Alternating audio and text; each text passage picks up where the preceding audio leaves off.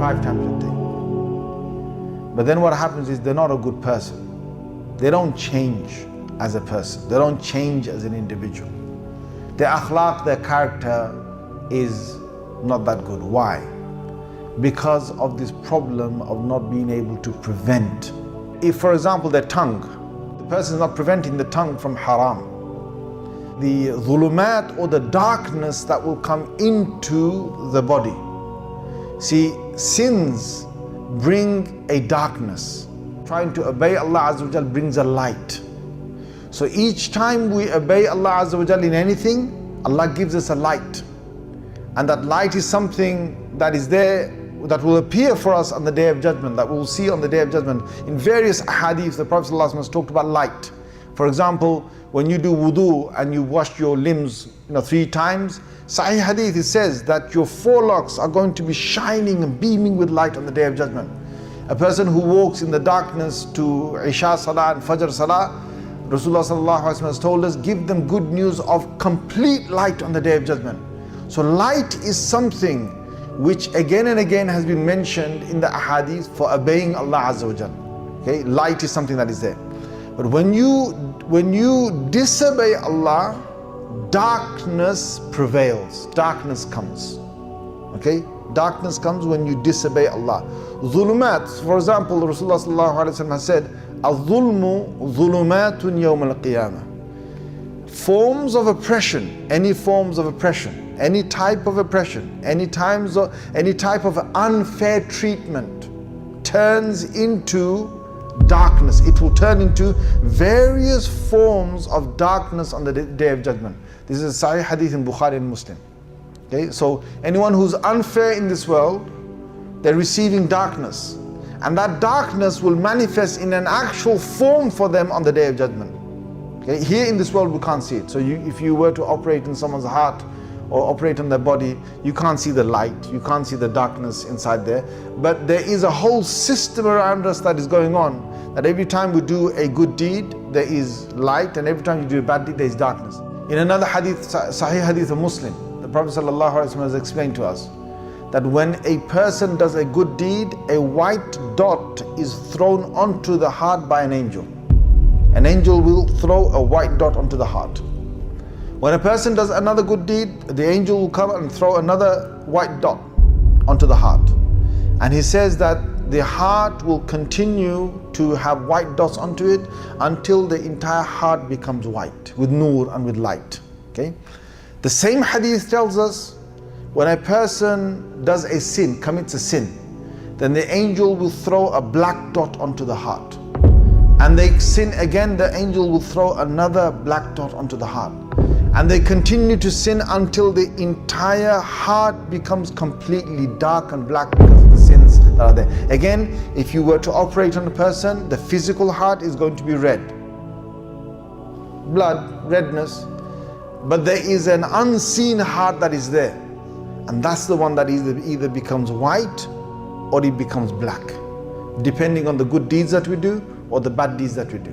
So my point is that when we're doing good deeds, we're getting Noor, we're getting light into the heart. When you do bad deeds or you disobey Allah, you get darkness. You get darkness that prevails and that takes over the heart. And of course, you can go from black to white, white to black. You can go in forms of gray. There are many shades of gray in between. So if you do good deeds, you get white, white, white.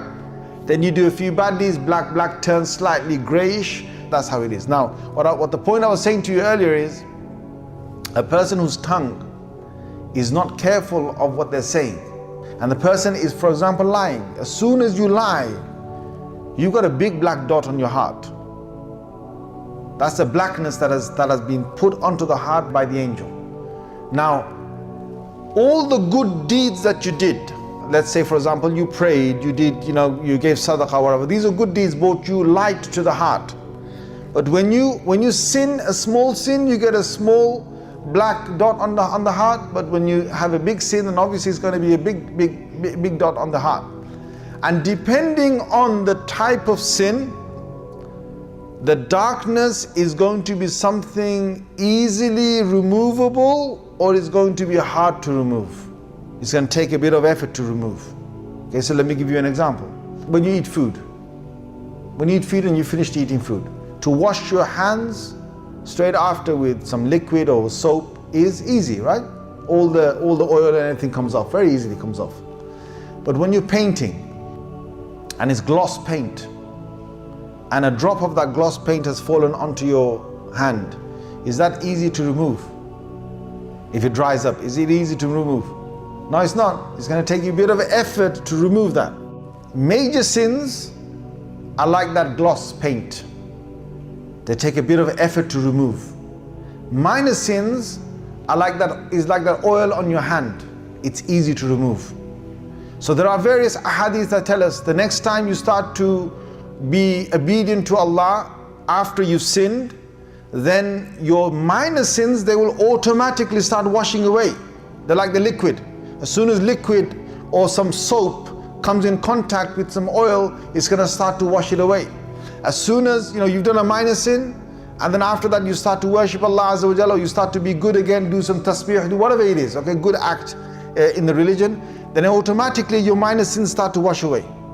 But if you committed a major sin, like let's say for example you had gloss paint of a spot here of a gloss paint. Now it's dried up. You put that underwater, you keep it underwater for good half an hour, it won't go. It needs a special cleaning thing for it. It needs one of those white spirits, those liquids that you get, to put it onto that and to wash it away with a special cleaning liquid. The same with a major sin, you have to do tawbah. You have to specifically go to Allah and say, oh Allah, I've really messed up. And to ask Him for forgiveness and ask Him to remove the stain of that from yourself. Then Allah Azza wa Jalla, yes. Just by doing tawbah, just by going to Allah and being serious specifically for that sin. Just like you would go to the store and get the white spirit for your gloss paint that's on your hand, or the Tipex or whatever is on your hand, you have to go and get that specifically and applied, then that will be washed away. The same, whenever you do a major sin, you have to go to Allah Azza wa Jalla and specifically say, I committed this major sin and I'm asking you to please forgive me for this major sin.